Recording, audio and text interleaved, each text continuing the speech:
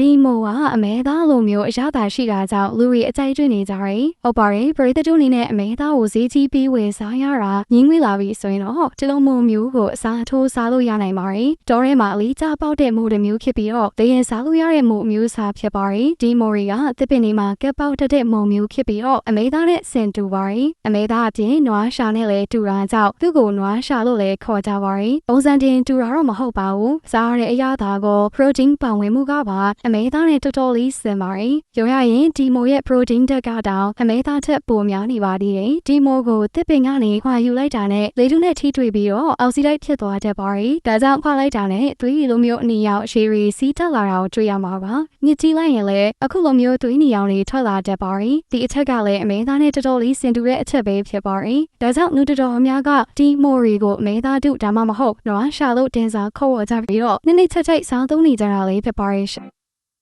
အဆောင်ဆုံးနားဆင်ပေးကြတဲ့ပရိသတ်များအားလုံးကိုကျေးဇူးတင်ပါတယ်ရှင်။